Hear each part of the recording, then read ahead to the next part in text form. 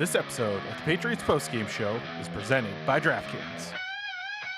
This is the Patriots Postgame Show, presented by DraftKings. First down, touchdown. Dive to the end zone. Touchdown, Patriots. Join the conversation by calling into the show at 855-PATS-500 or email us at podcast@patriots.com. Hand off to Stevenson. Runs his left big hole across the 40. Cuts left at the 45. And steamrolls the defender there. Live from our studio inside Gillette Stadium, this is the Patriots Postgame Show, presented by DraftKings.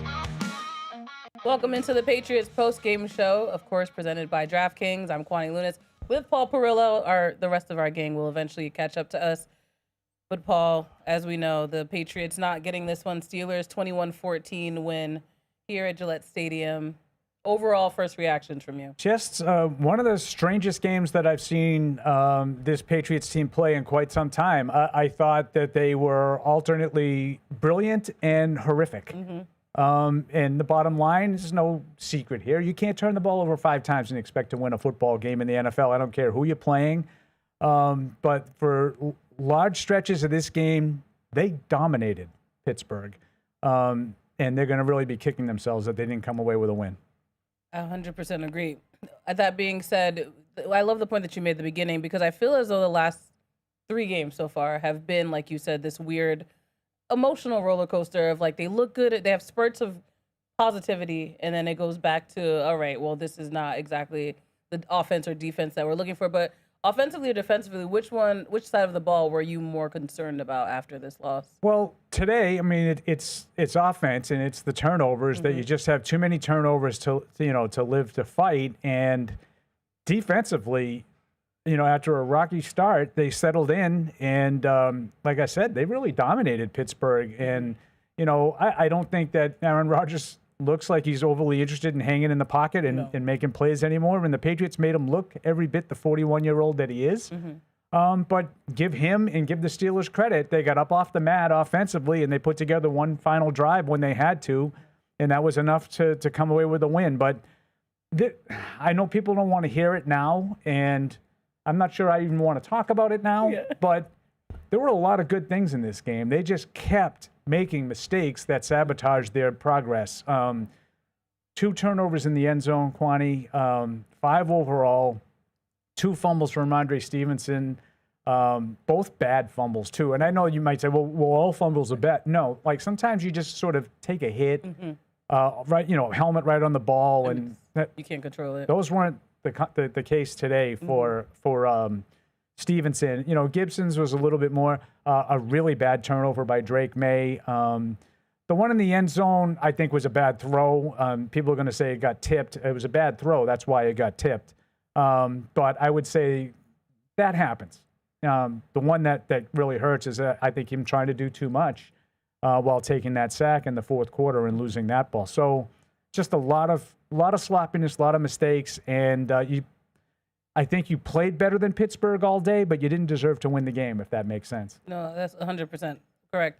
So that being said, we obviously, this is a loss, so we have to reflect on, there's so much bad to get to, and of course we'll get to our good, bad, and injured segment eventually. But with Drake Maye, like you said, there was these sparks of like accuracy and, moving the ball when he needed to. But what more else would you have liked to see from him? Just, taking better care of the ball. And I think, sort of when the game is on the line, finding a way to settle himself down. I thought there was a throw to Demario Douglas that got away from him, on that final drive. And I don't know exactly, schemes and play calls and whatnot, but on 4th and 1, you just can't throw a pass short of the sticks, and I know they're probably looking for more than that, but I don't know. This is a frustrating loss, and I have a feeling we're going to hear a lot of frustrated fans, and we should be, because you look at this game: 26 first downs to 17, 368 total yards to 203. They ran 71 plays to 49.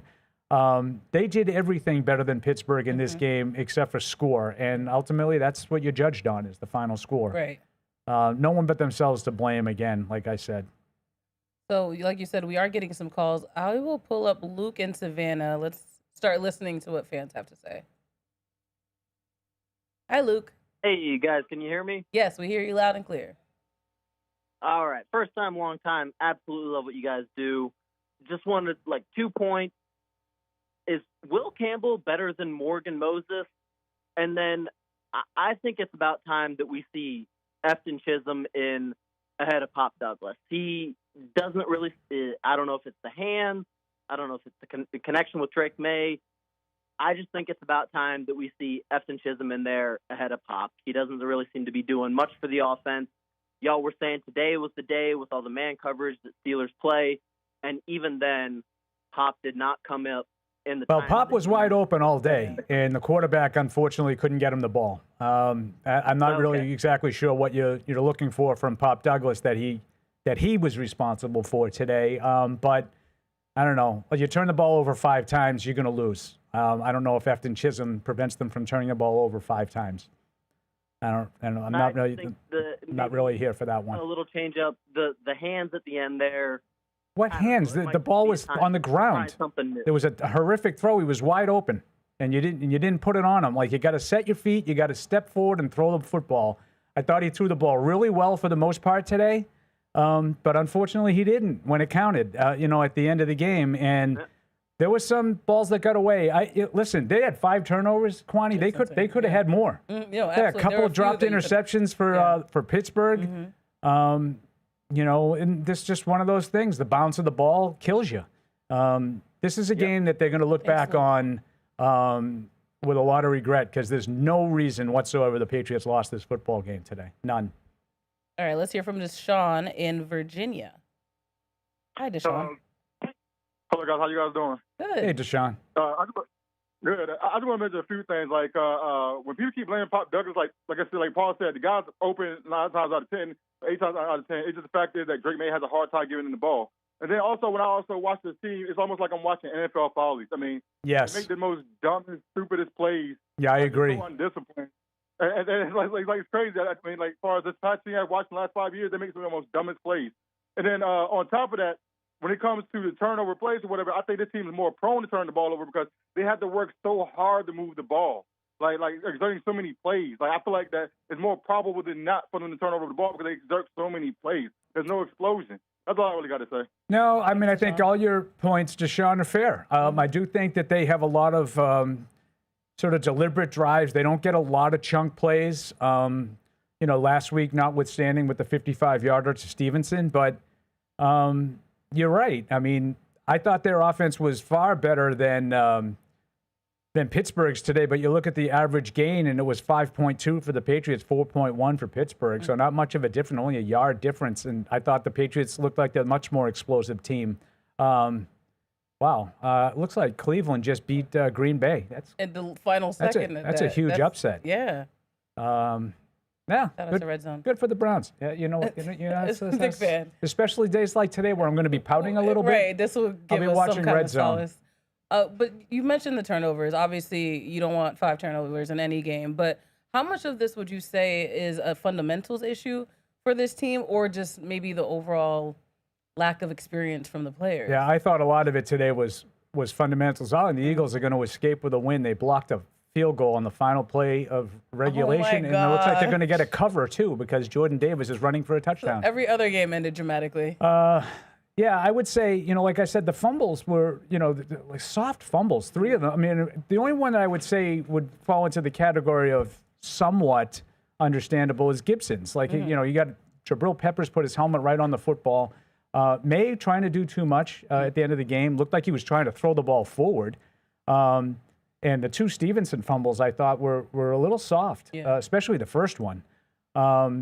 Mike, you almost got the Rams win, but they got a field goal blocked on the last play of regulation, return for a touchdown. The Rams. I got a cover for the Eagles. This is a chip shot field goal, too. Look at that. You walked in at the perfect moment. We're talking about turnovers and how much no one Los wants Angeles to see them. Rams. Is that the Rams. Yeah, it's disappointing. I heard at the beginning of Mike Vrabel's press conference there, and he was saying, you think? That's exactly what the issue is. And, I mean, I guess my thought right now coming out of this game is that this team has to decide who they want to be. Do they want to be a team that can play like their defense played for the second and third quarters, that at times move the ball at will, or do they want to be a mistake-prone team that hands the other team victory? And I guess in a way I'm a little encouraged that, we saw the defense turn around. Those first 2 possessions look like, oh boy, this is going to be a long day. Whatever they figured out, whether it was personnel changes or scheme changes, adjustments, they did a great job then for, forcing a turnover, multiple punts, 3 and outs. I mean, kept the offense in the game when the offense just kept giving the ball back. So it's just an unfortunate way to win. And in some ways, I think this is a sign of a young team, a new team. But again, they got to choose what team they want to be. Do they want to be the team that gets these things right, stops with the penalties at the bad times, stops with the penalties, and stops with the turnovers in excessive numbers, and then you might actually have something here. But if they don't, they're going to continue to lose games in this fashion, which is incredibly frustrating for us to watch, and I'm sure as the players as well. We definitely don't want to see that. All right, I'm going to give you a second to regroup. We have a ton of emails and calls to get to, but first I want to talk about one of our sponsors. The Patriots pregame show is sponsored by the Massachusetts 250 campaign, commemorating a history of possibility. You can plan your revolutionary weekend at Massachusetts250.org. All right, let's go back to the phone lines. It's blowing up. This is now the Patriots therapy hotline, obviously. All right, CJ in Kansas City. How are you? Hey, what's up, guys? I've definitely been better. So last season, we had the Stevenson fumble issues all season long, but we stuck with them because I don't really know if we had really any other option. Are we going to run into something like that again this season where we don't want to run Henderson into the ground and we need him? We're not going to be able to get really anything for him. So is this another situation we're going to watch it all year long again? That's a great question. I mean, look, Ramondre Stevenson fumbled in the in-stadium practice, and it felt like the whole fan base was going to lose their mind based on the 7 fumbles that he had last year. I think we all felt a little bit, when he had 1, and then when he had 2, especially on the goal line. Look, I don't know what the answer is, because you can bench a guy at a certain point. I mean, and Mike Vrabel's a new coach, so I think understand why he wants to give him a chance. He wants to give him a fresh start. But now when you have a 2-fumble game, when it explicitly cost you points in the red zone, I don't know what the answer is. I mean, we saw him and Gibson sit down for a long time. At a certain point, you have to put him back in. You can't just play Travion Henderson the whole second half. I mean, they have the same option they had last year. Gibson is the primary backup, on an every down basis. Today, when they both fumble, is why you ended up with 11 carries for Henderson, but 2.5 a carry. Like, he's not a between the tackles every down option, if you ask me. But I agree with you. It's going to be something, because I think Vrabel wanted to sort of show some confidence and show some support for Stevenson. I think he wanted to keep him in the game, but then when he fumbles again on the goal line, you got to take him out. And in the plays that he was, I don't think he touched the ball again after that. He was in there after that, but I think there were probably short yardage packages that he's the guy on, and he had to be out there, but they didn't give it to him. Yeah. From all the coaching you two have seen, how do you effectively help a player regroup from bad performances like that, knowing that this can't be the norm? I mean, I don't know what the answer is. It's one of the hardest things coaches deal with, because you would think that fumbles are something that you can overcome, that there's obviously physical steps you can take in terms of holding the ball, and there's also mental steps you can take to try to give guys confidence, like Paul said. But you've got to imagine now that maybe some doubt is going to creep into your mind when you have 2 fumbles and, oh no, here we go again. I mean, I think all the fans will be on edge and primed to watch Stevenson with these carries. Now, we talked about it all offseason. He's got to hang on to the ball, and I don't know at what point you pull the plug on him, but it really seems really hard to do when he's playing well. He's one of your best players. When he bounced back early in the second half, he had some big plays for them on that drive, getting them off out of deep in their own territory. So you saw the value that Ramondre Stevenson can have, and that's what's so frustrating. If he wasn't a good player, it'd be easier to say, he's a fumble-prone guy, we can't just deal with it anymore, but he keeps teasing you with these big plays that he makes, both running the ball and catching the ball out of the backfield. Let's welcome in Fred. How are you? Hey, Kwani. Where's your donut? No donut. No donut for you today. No, I keep getting you on the bad days. I'm sorry. No. So what's your overall first reaction? I'll tell you something. Loss? As much as that sucked, that's the kind of game where I can't wait to play next week. I want to get out there again. Yeah. Because we should have won that game. 100%. If it was me, if I was one of those players, I'd be like, give me another shot. I want I need to have another chance to make good on that because we should have won that game. So next Sunday can't come fast enough for me. I want to get out there and give this another shot because I saw some good things. Yeah. Saw The a lot turnovers killed us. Saw a lot of good things. Yeah. I made the comment when Kwani and I started that they were alternately brilliant and horrific. Right. I mean, they played really well for long stretches of this game and long drives, but then they just couldn't stop. Every from one of shooting those themselves in the Steelers foot. should be sending us thank you cards. I want them in the mail. I want to have them on my desk on Monday. But it does illustrate a lot, and we just had a caller, say it does illustrate a lot of the shortcomings because it requires so much for them to move the ball. It's so hard for them because they just don't get any chunk plays. Yeah. And, you look at their scoring drives and it's, 9 plays, 77 yards, 15 plays, 88 yards. They had another double-digit play drive for over 90 yards that they ended up with the pick in the end zone at the end of the half. Yeah. They just don't make anything. 4th downs. Nothing easy. I think they were, what was it, 3 for 4? I think so, but, just to your point, they're having to go on 4th downs to keep it going. But this is what we talked about, and we knew that, this isn't like we didn't just discover that it's hard for them. Yeah. We said after week 1, the Patriots are going to have to earn the right to go long because teams aren't afraid of the short stuff yet. We're earning that, though. At one point, I think Drake was 12 in a row completion, something like that. I want to say he completed his last 15 in a row in the game. Something like that. So. Oh, no, he had one incompletion. Yeah. But my point is that, okay, teams are going to have to start game planning because they're realizing, okay, they can execute that. They can go on those sustained drives. So they're going to have to start, playing that, and then that's when it opens up long. So that will come. I'm patient about that. I'm impatient about all the ridiculousn's today in terms of the turnovers and early penalties. And a man in your position cannot be made to look ridiculous. You got that right. But, so I'm patient with all the other stuff except for the penalties and the turnovers. The other stuff will come. It will come. I appreciated you giving the silver lining of looking forward to week 4, but I think there's inconsistencies on both sides of the ball. Obviously, that's why the Patriots are where they are right now. But defensively, where do you guys put this team at as of today? It continues to be what I thought it was. It's a roller coaster. It's up and down. And I got to be honest, today was the first signs of life I thought on defense. I mean, they're not going to hold him forever. They almost did. No, I think today was the first signs of life on defense. It's one of those deals, and you always make fun of me for this, but I was like, yeah, they allowed 20 points in the first 2 games. I thought they were horrific on defense. Well, they allowed 21 today, and I thought they were excellent on defense. Right. It's just wild. You need the context. You can't just look at the box score.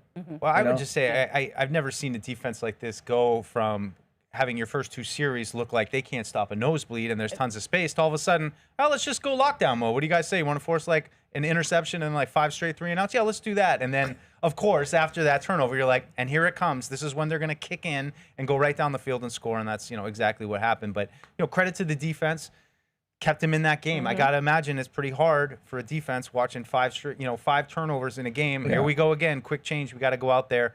Maybe you'd like to see the defense make a couple more plays. I will say this: if they weren't playing the Steelers and an Aaron Rodgers who just doesn't want to have anyone touch him, and they were playing like the Bills or the Ravens, this probably would have been a complete blowout. Yeah, we'll see in 2 weeks. But you can't, with all those turnovers. Right. That's just non-starter. Yeah. I'm just saying the same. They wouldn't have been able to stop a better team like they did today, like if it's a Josh Allen or a Burrow or but it just happened to be the Steelers, and they had this game. They had it right here, and they gave it away. I just want to get out there and give it another try next Sunday. Yeah, I mean, I like what you said, Fred.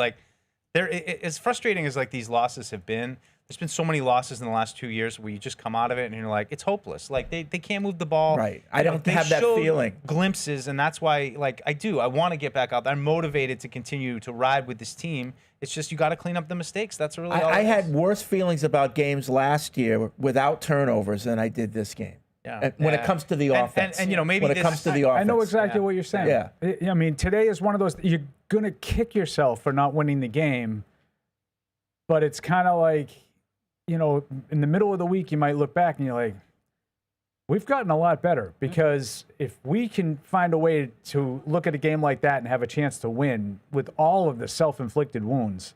Yeah. And I'm not taking the credit away from Pittsburgh. They forced some of those turnovers. I'm not trying to be like that guy, but they dominated this game for the better part of the last 3 quarters and only have themselves to blame. I mean, so that's progress to me that they could have, to Fred's point, you're -4 in the turnover ratio, and you probably feel like you should have won the game. And 2 of the turnovers were in the end zone. Right. Yep. I mean, you're literally giving away points. Points on the board. Yeah. Points on the board.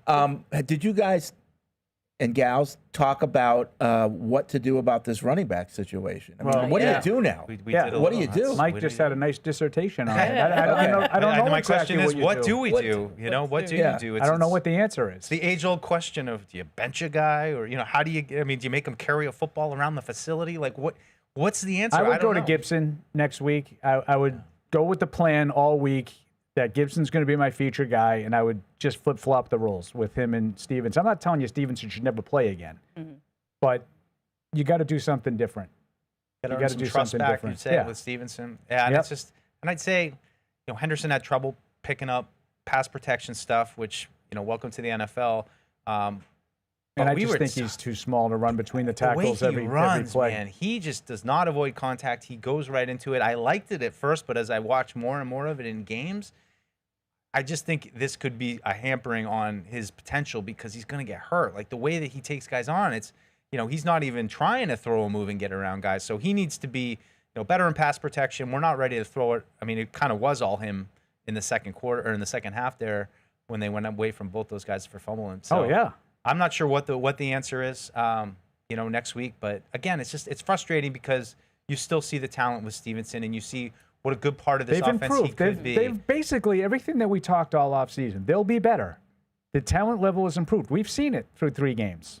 They're still not there yet. I mean, they're 1-2, and they probably deserve to be. And Drake's not relying on one guy in the pass game. He's moving the ball around. I still think he's not seeing the whole field at times. But today, I think you're really right about that. Yeah. 11 of the targets to Hunter Henry, and no one else had more than 5. I know. I mean, you had, what is it, 1, 2, 3, 4, 5, 6, 7, 8, like 8 guys with 3 catches and like 30 yards ish. It's. Do we like that for Maye or no? no? Well, there's just not a lot downfield. No, well, that's the thing. They're all short. He's nickel and diming teams, and there were a few of these misses like too many throws like that.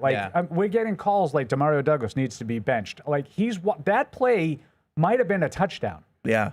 Yes. That play was perfectly designed by Josh McDaniels and the offensive staff, and he has got all kinds of green grass over there. You can't one-hop that throw. No. Yeah. No. I would say, though, too, that's... He was off. That's the play where we were waiting to get him in space and see what he can do. Yeah, I mean, I guess I'll save it if we're going to do the good. Yeah, we should probably get started. Let's get right into the good, bad, and you haven't even done that yet? Right now, it's time for the good. Pretty good. It's pretty good. The bad. Hey, what happened? And the injured. You all right, Gay? All right, I imagine we'll spend a lot of time on the bad, but let's start with some positivity. Yeah. What would you all say was good on your list? I'm going to throw Hunter Henry up there first. 2 touchdowns, 90 yards. Paul said it, 11 targets. Nobody else had more. Well, Douglas had 5, but that was it. He just continues to produce no matter who the quarterback is. He's like Jacoby Myers. Another strong season for him. I mean, they got to find some compliments to him and some guys who can be a little bit more consistent, but big moments. Got to have it plays. Hunter Henry, he's been there time and time again. Love the chemistry he has with Drake, and that's really something to build around for this offense going forward. They got to find other options though, and that was one of the frustrations today. Is just there really weren't today. But Hunter Henry, great game for him. 2 touchdowns. He's for sure on the list. Yeah, I would absolutely second that one. I'm going to go like the defense in general. I thought the front 7 in particular. The run fits early were a problem, and then all of a sudden, the Steelers couldn't do a thing. Jalen Warren and, to a lesser extent, Kenneth Gainwell. But, 18 carries, 47 yards for Warren. That's, 2.6 a carry. That's a lot of carries for 2.6 yards. So I thought Milton Williams, again, was active up front. I thought they made a subtle change. Mike, you pointed out to me, less Christian Ellis, a little bit Jack Gibbons. Yeah, second. I think that might have helped a little bit. So that front seven, I don't know exactly who to credit. Specifically, I thought Kyle Duggar was pretty active in this game. The tackling around the line of scrimmage was better. The physicality in the second, like the second and third quarters, the physicality was noticeable. So I thought defensively they came to play. Yeah, there was a number of players. Wasn't perfect, but they came to play. Yeah, a number of players with the one play positive kind of thing. Like Harold Landry had a couple plays. I don't know if I necessarily had him on the. I would put Tonga in that category too. Tonga, I thought came in. He didn't start that first drive, and then all of a sudden he came in, and he's been one of the pleasant surprises improved. of this team this year, and giving them another option. But there were a lot of different guys making individual plays on both sides of the ball, and maybe not quite enough to have an overwhelming list of goods. Yeah. I don't know, Fred, you got anybody you want to? Kwani, what you got? Anything? Yeah, so Kwani? for good, I mean, okay, you guys are gonna hate me for this. The first thing I wrote on the list was the uniforms looked really good. Okay, all right. I was running out of positivity. I wrote that before too. I said advantage Patriots when it comes to uniforms. Right. Yeah. No, but I did write down. Don't say that to Zoe. He'll fight you. Oh my gosh, I did put down Robert Spillane, and I know, he's still figuring his offensive sparks out as well. But that X play on Rodgers getting that pick in the end zone, I think was kind of an outbreak that we needed to see. And again, it's just trying to pull some positivity out of it. Everyone has a lot of work to do, but I was impressed. Yeah, I would say Spillane was a little bit I think it's his best game out of three. I don't think he played great. Yeah, but that's why. But I do think he was a little bit more noticeable today. Yeah, you got credit with 10 Said tackles. it better than I could. Yeah, 10 tackles. That's what we expect out of him. I thought a handful of them were like jumping on and getting dragged for 5 yards. But no, you're a hard grader. No, well, I also last drive of the game, you need to stop, and guy cut right by him for a 15-yard screen.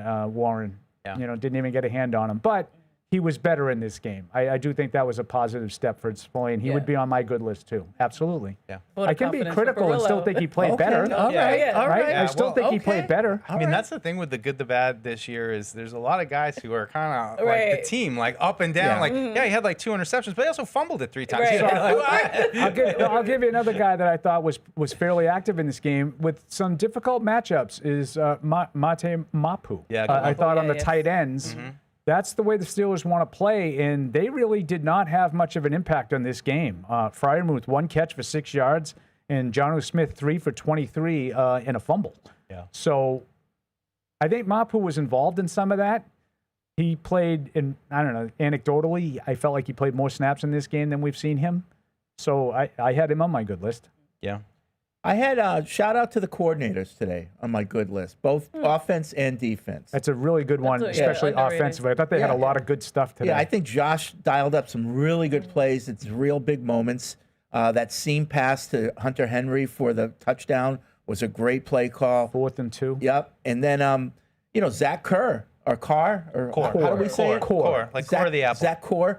I think good adjustments after the first 2 drives, and, you're not seeing any operational problems on defense. 12 men on the field. How many times have we seen that over the last couple years, right? Yeah. We're not seeing that. Shout out to the coordinators. I love that, Fred. I mean, while I was sitting there watching the game, I was thinking to myself, I'm like, I love Josh McDaniels having him back. Like, it's there. It's there. If Drake can pick it up and get locked in on this and stop making the mistakes. I mean, we all saw that last fumble comment where you're like, oh, no, but the plays are there. Josh knows what he's doing. He's scheming things up. Yeah, and it's going to come. That's Listen, why I look feel at this positive. team right now as a whole, like my kid. Like the whole team as my kid. And I'm saying to my kid, you can do this. I believe Don't in you. give up. Come on, we're going to do this next week. Yeah. Just stop giving the other team the other ball, you idiot. Just work on what you needed to work on last week. All right, I think you guys are ready to go to the bad then? I think I'm pretty good. I don't know. Paul Scott usually has some nuance. No, I mean, that was really all. I thought all individual plays from that point. I had like some of the receivers because they had Booty had they a had couple, all of those like they had a 3rd and 16. I think that Booty had like individual plays, but not enough to warrant. Really good. All right, let's talk bad. Go to your list, people. Go to your list. Well, we talked about Ramondre. I'm going to jump in with Alex Austin, who had just a couple killer penalties early. He had the The one in the end zone there that on 3rd and goal where it looked like they were going to maybe force a punt. I don't know. They might have gone for it. And then on the next drive, he had a hold again, offsetting that Milton Williams sack. Alex Austin then earned himself a place on the bench. He was replaced by Charles Woods, a.k.a. Chucky Trees, as we call him. And so I think this was a continuation a little bit last week. Alex Austin had some struggles. And good call, Mike. It's, when you see a guy get pulled off the field and not play, it kind of confirms that, all right, they're not happy with how he's playing right now. Sometimes penalties are going to happen, those kind of things. But that call on Austin was crap. It was the first one. The one on the sideline where Rodgers threw over both of them. That was a crap call. That wasn't on him. No, that was 28. That was Davis. Carlton. The one that you're talking about was Carlton Davis on Metcalf. On the one where I was like, that was Carlton Davis. Okay, well, the call was terrible. The ones on Austin weren't. To Mike's point. Well, he turned him. I know he turned him a little. Yeah. But I agree with you. Fred and I were like having a whole sideshow. Like the officiating today, far too involved in the game. We need another show during the game with you two. Oh yeah, no, that'd be highly rated. I like Mike's Alex Austin. Yeah. So watch this. So both but this is Carlton Davis. This is not right. Who's pushing who? Nobody. Yeah. The pass is out of bounds. Well, but 7 yards.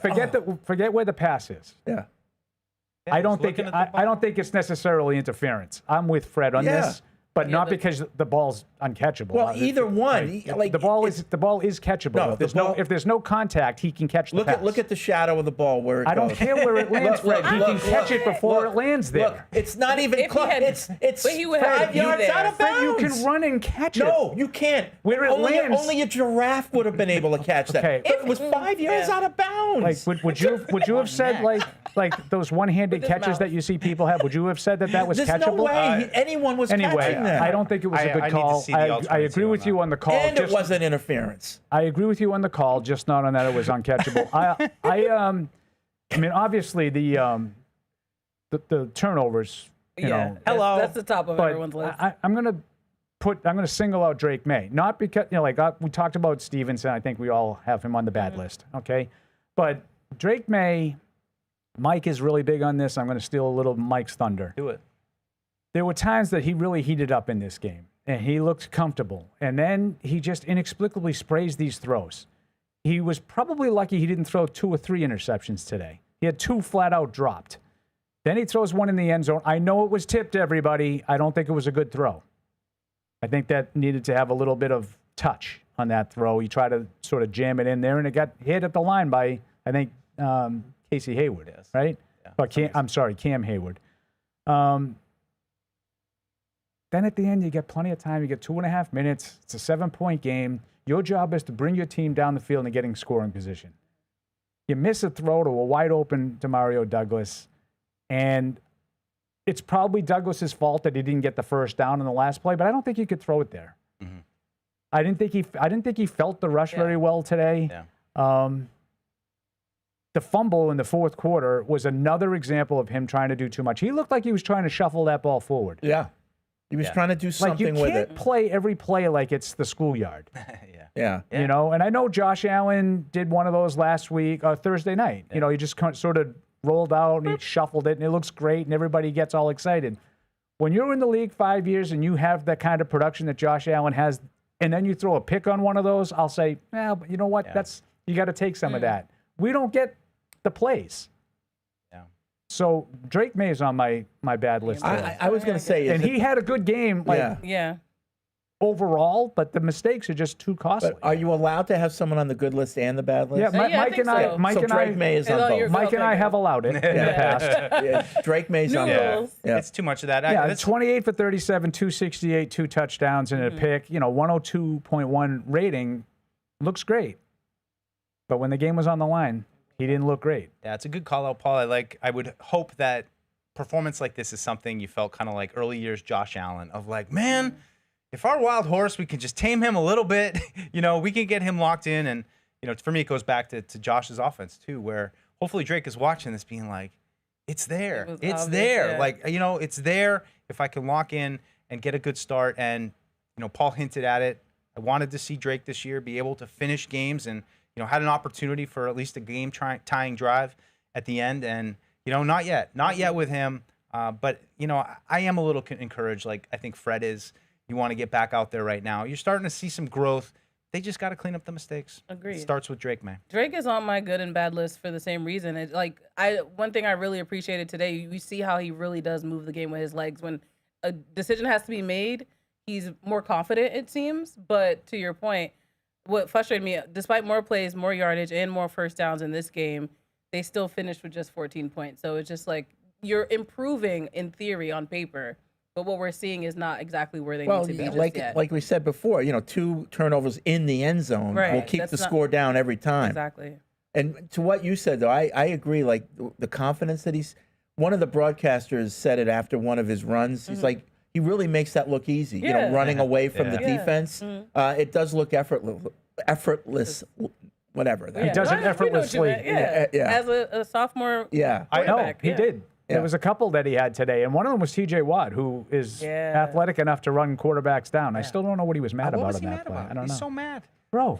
Yeah, I guess that's part of the job, bro. Well, if you were on the skinless chicken like he is. I saw him before the game. He was definitely eating some skinless chicken. But they've got some talent. I'm not used to watching a mobile quarterback because there's a couple times when I'm like, wait, right, he can run, and he does that little hurdle step to get away from guys. But it's good quality. But he's got to win from the pocket, and he's got to know when to go down, when the play is over, get down, live to fight another day. Underrated skill of Tom Brady, and that's got something he's got to work into his game. Fred, you got something? Well, I mean, like I said, Drake's on both lists for me. But when you talk about bad, you have to start with Ramondre. You just can't do what he's doing. Yeah. After having done it so often in the past, and he's still doing it, I don't know what the answer is. That's why I asked before, what do you do if you're Mike Vrabel? What do you do? And then your guy that you bring in to back him up, Gibson, does the same thing. Mm-hmm. I mean, especially after you have your first fumble, and now you would think, all right, I've gotten a show of support from the coaching staff. They put me back out there. And now, with the ball in your hands going into the end zone. That's a weak fumble. That's a weak That's fumble. a really That's weak fumble. That's a hand on his hand, and the ball comes loose. Like I said, the one that Gibson, and I'm not excusing any fumbles, but the one that Gibson, Peppers put his helmet right on the football, knocked it loose. I'm not saying, oh, good job, Antonio, you lost the ball. No, but that fumble, that cannot happen. That fumble can't happen. That was not hard contact on the football. So, Deuce, you mentioned building trust. How does one build trust? Is it practice? You're back down to the bottom now. Back in the game at this point? As a defenseman in hockey, you made some mistakes and then would get benched, and I just emptied out the trust bucket, and now it's time to start filling it again. It felt like he emptied it. I just made that up. Does that work? I like it. But he had the trust bucket. It looked like there was a leak in it when we saw that in stadium practice here earlier this summer, and that was in a meaningless scrimmage between the two teams, and everyone's like, oh no, and now this happened. So I really, Fred's asking the question. I don't know. We asked this all last year. What's the answer? Yeah. How do you in the press conference, you guys haven't heard it yet, but one of the first questions was, lessons learned here, and Vrabel cut off the questioner and said, there's no lessons learned. We know what the lesson is before the game started. You can't turn the ball over 5 times. But what is the messaging now that Vrabel gives to his team? Not the lesson, but what message does he give in terms of playing time? Yeah. Well, I would just start with saying I felt last week like Vrabel was kind of edgy. And I thought that was interesting because it felt like coming off a big win that he wanted to make sure his team stayed focused, and then he stayed on top of them. And maybe this week is a week to maybe be a little bit more encouraging and say, look, guys, we just clean up these penalties. We're going to be a pretty good team. So let's take that first step. It's an easy thing to focus on. It's hard when we come out of those losses the last couple of years and been like, where do you start? Where do you start? The offense can't move the ball. The defense can't stop the run. They're getting beat for big plays. It's hard to know even where to begin. At least this team has a place to begin when they're trying to fix these mistakes, and maybe that works. Do you think there was a added layer of focus when you look at week 1 and 2? Well, today not really because they came out slow, and that's really what you're looking for. I think when you get into a game, then it can kind of change depending on how it unfolds. But when you come out flat, especially on defense, and it looks like they're just chunk plays right down the field those first couple drives, and I mean, and they should have been a 3-and-out. They got help with a penalty, but then they turned the ball over. So it all happens fast. But we'll see if Vrabel changes his approach this week. Yeah, that's a good call on the Vrabel's edginess too. I think that was why, and he definitely had an edge this week. In the press conferences, he was probably trying to stay on top of his team that hasn't been used to winning. You've done nothing. You've won one game. And to your point, Mike, they did. They came out a little bit flat, and all of a sudden they got punched in the mouth down 14-0 before they responded. Well, Matty No Socks, I know you're listening. I want to see some good cuts on that Vrabel press conference We need all the because best cuts. you want to talk about edgy. Oh, he was edgy in the post game too. I mean, not at the media. He was just upset. Oh yeah. I don't think he was edgy necessarily at the media during the week either. He just had an edge to him. Right. Can I have an edge for a second? You can have please. an edge. Can I put the stupid, terrible towels on the down Oh my list? God! Wait, I literally wrote that. I wrote too many terrible towels. Look, I said it before. That This was team has the frustrating. worst record at home since 2022. Now you're getting invaded by Steelers fans. I don't know about you guys. I've never looked around the stadium like that. entire stadium. And it was all around the bowl. Like, this team has to figure out how to win here and how to play their best football. And they came out slow, and they Mike's didn't point, finish here. You want to make a big deal out of returning a kick for a touchdown in Miami last week and listening to the crowd roar?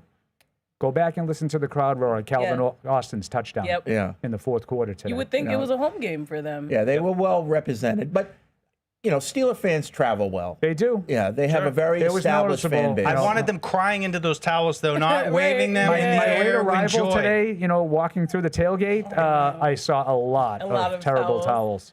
Yeah, evenly dispersed throughout the stadium. It's just for sure. that's one of the biggest things that the step this team needs to try to find a way to make this year is to win some games at home against good teams and show up here, because it feels like lately they play better on the road than they play at home, and I can't explain it. And I also don't understand the boos. I understand the frustration of fans when your team isn't doing well, but I can't wrap my head around why there are boos at Gillette Stadium when it's still your team. I'll tell you why. Please, I'd love to. They have the worst record at home since 2022, and they're sick of that's watching bad this. football. I get booed it. that today. That's but 5 you're still turnovers. a fan for a reason. Right. No, Stop booing at Gillette. I would never boo, but they probably had some drinks. I hear what you're saying, but I think this fan base is at the point now where they feel they need to express how they're feeling, and maybe that will actually help. I can see that. And maybe that's wrong in thinking that, but I do believe that's the sort of feeling as a whole that they have is we need to let you know that we are pissed, and maybe that'll help you actually. It'll motivate you better, to do right? better. Yeah, getting booed at your own home. Yeah. Yeah, I'm gonna go. Bless you. The offensive line last week got a lot of accolades for their performance in Miami. Not today. Not today. Couldn't run the ball against a team that supposedly can't stop the run. So everybody told me for 2 weeks, Steelers can't stop the run.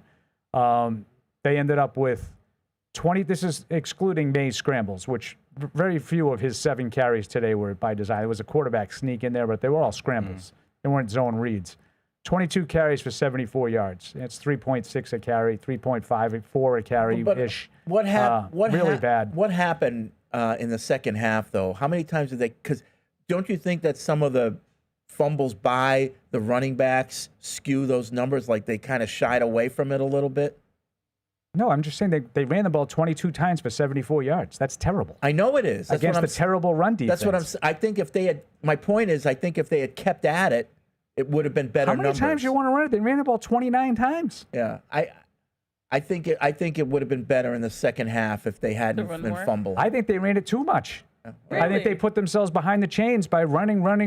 And the only time I wanted to run, ironically, they ended up fumbling into the end zone. But I wanted to on the last possession of the first half, they got the offside that put the ball from like the 5 to the 2.5, and you had all 3 downs, and they went throw, pick.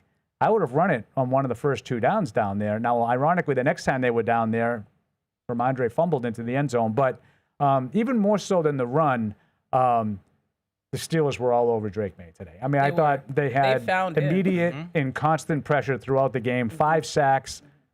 Doesn't even begin to count how many Maye avoided by running around. Herbig, T.J. Watt, were constant threats off the edges. Both edges, I thought the tackles really struggled today. I thought they looked like they struggled with some of the stunts that they had early on. Cam Hayward, I think, was involved in some of those. So we thought it was a real step forward for the offensive line last week. Maybe today was a little bit more of the growing pains because 5 sacks and averaging well under 4 yards a carry. See, I thought early on, Yeah. Greg had time. I thought he had time on one play, a 3rd and 16 that he completed to Booty, which he had all day on. But I thought he had a flash in his, like, off the edge pretty much on the vast majority of his dropbacks. Next Gen Stats would back you up, Paul. It has Pittsburgh with a 40.4%. I'm not pressure surprised rate. by that number at all. How long did it take him to throw? Did they have that? Hold, please. I probably had to dive a little deeper in this. I'll see if I can. Oh, average time to throw, yes. Steelers 2.45, Patriots 2.65.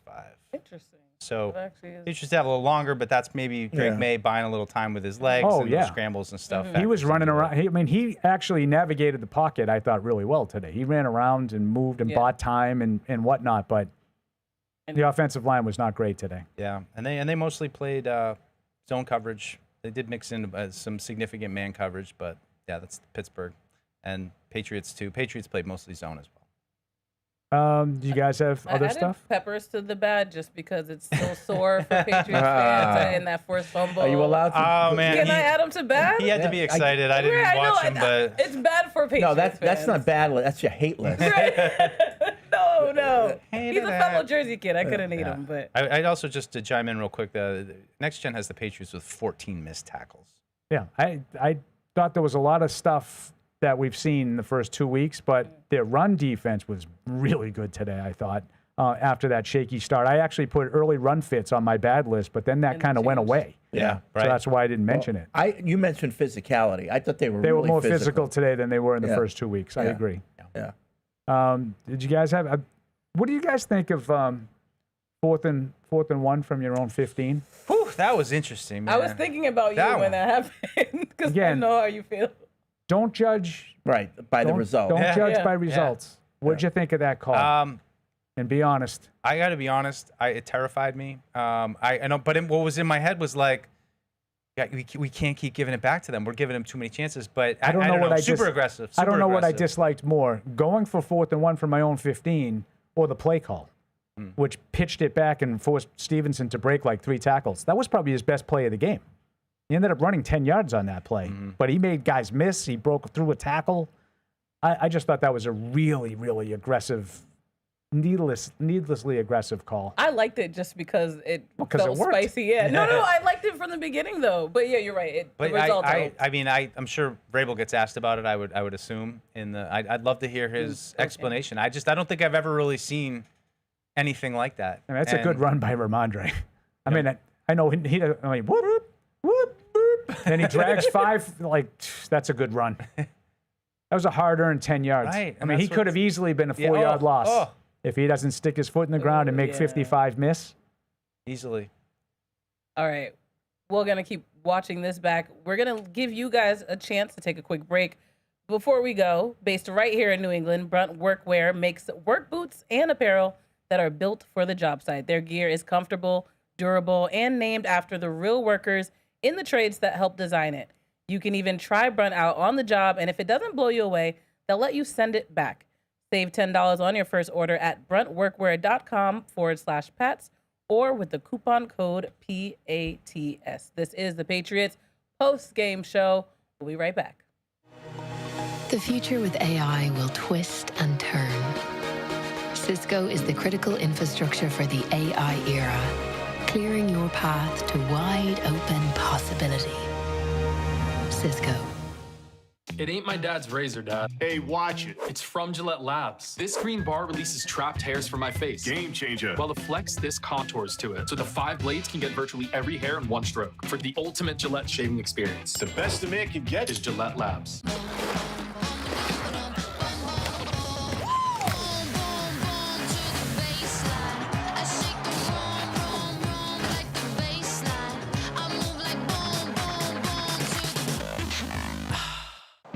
In one moment, it can all be taken away from you, whether by nature's destructive force or something just as sudden and unforgiving. When everything changes, you look for something to hold on to. You can't undo the past, but you can choose what happens next. I'm pro quarterback Josh Dobbs. My passion for design and construction is showing me how Autodesk's design and make platform is supporting LA's recovery after the wildfires. This is where healing starts. The future with AI will twist and turn.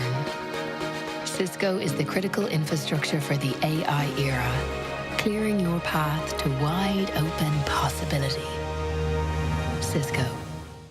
It ain't my dad's razor, Dad. Hey, watch it. It's from Gillette Labs. This green bar releases trapped hairs from my face. Game changer. While the Flex, this contours to it. So the 5 blades can get virtually every hair in one stroke. For the ultimate Gillette shaving experience. The best a man can get is Gillette Labs.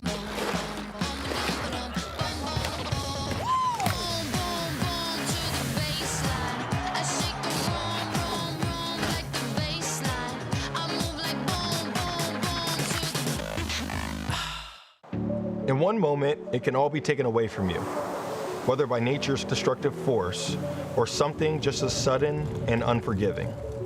When everything changes, you look for something to hold on to. You can't undo the past, but you can choose what happens next. I'm pro quarterback Josh Dobbs. My passion for design and construction is showing me how Autodesk's design and make platform is supporting LA's recovery after the wildfires. This is where healing starts. If you're gonna play the game, boy, you gotta learn to play it right. DraftKings is all about responsible gaming. It's more fun when it's for fun. So play responsibly. DraftKings, the crown is yours. Gambling problem? Call 1-800-GAMBLER. 21 plus. Age and eligibility varies by jurisdiction. Popsicles, sprinklers, a cool breeze. Talk about refreshing. You know what else is refreshing this summer? A brand new phone with Verizon. Yep, get a new phone on any plan with Select Phone Trade-in and My Plan. And lock down a low price for 3 years on any plan with My Plan. This is a deal for everyone, whether you're a new or existing customer. Swing by Verizon today for our best phone deals. 3-year price guarantee applies to then current base monthly rate only. Additional terms and conditions apply for all offers. We want to hear from you.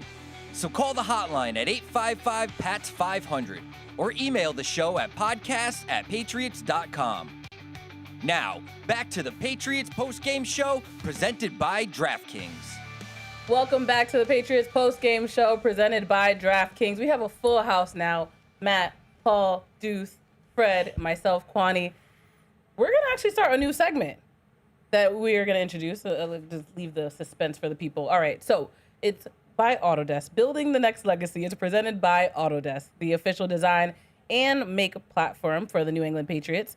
Autodesk Construction Cloud is trusted by contractors and owners to design, build, and operate over 2 million projects around the world, building the next legacy. And of course, here, the Patriots are trying to build a legacy as well. So let's just get into some of the points.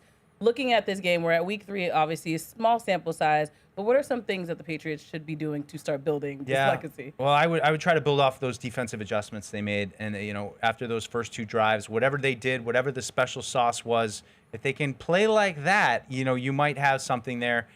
Some schematic adjustments. Alex Austin came out and mentioned that. Also, linebacker Christian Ellis came out, was replaced by Jack Gibbons. So those are 2 personnel moves.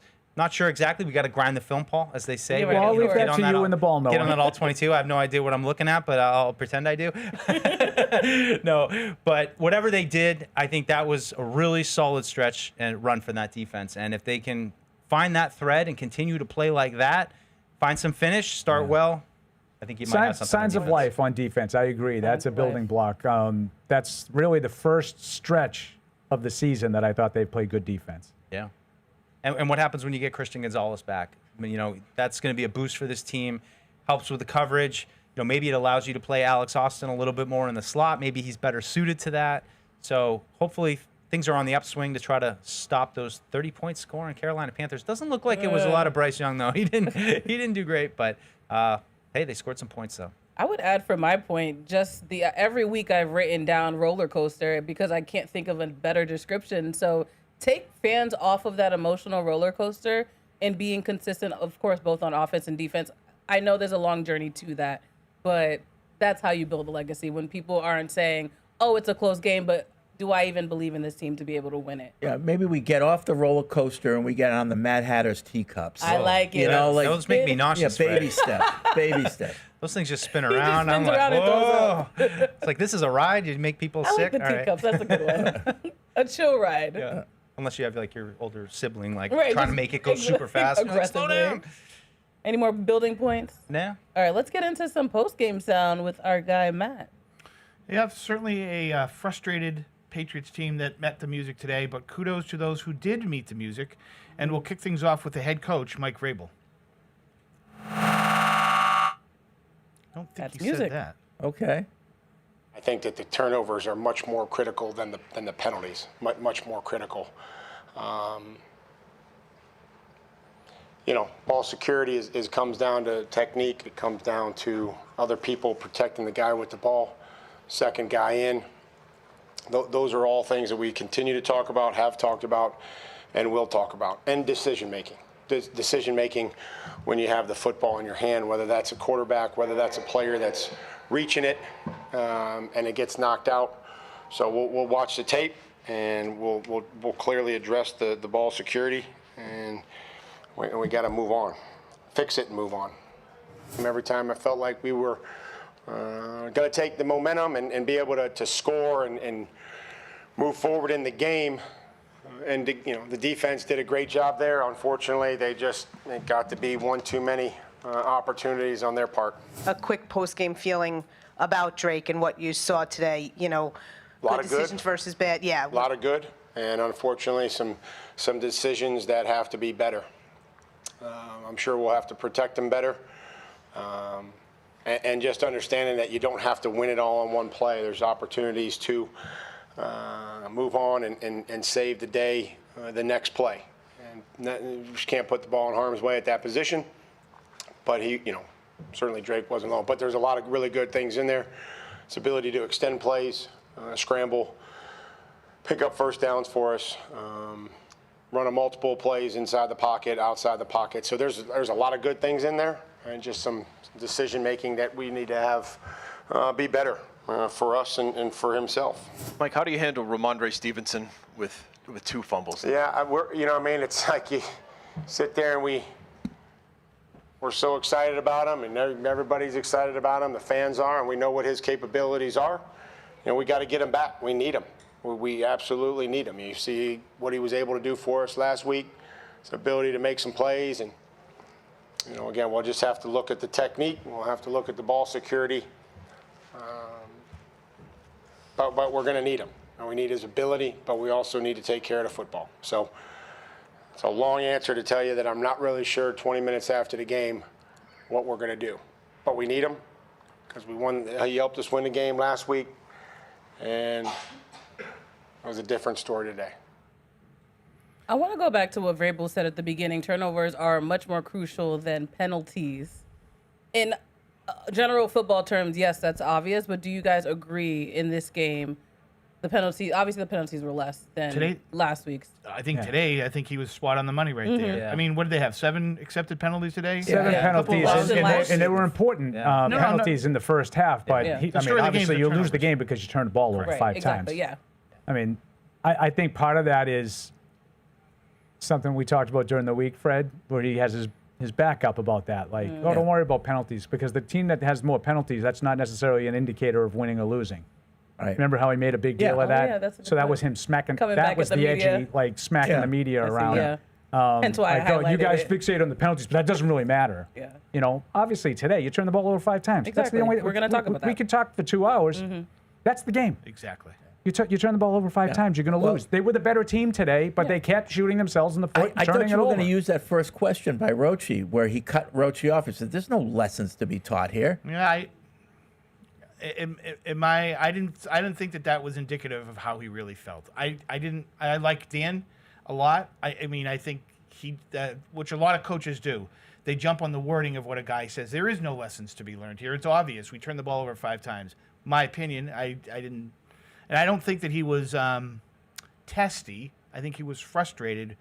And I think you heard the real him when he goes, he's in a gym as far as Stevenson is concerned. You're asking me in 20 absolutely. minutes, Yeah. what am I going to do? We need this guy, but we can't put him on the field if he's going to give the ball. So what did everyone think about that answer? I thought that was testy.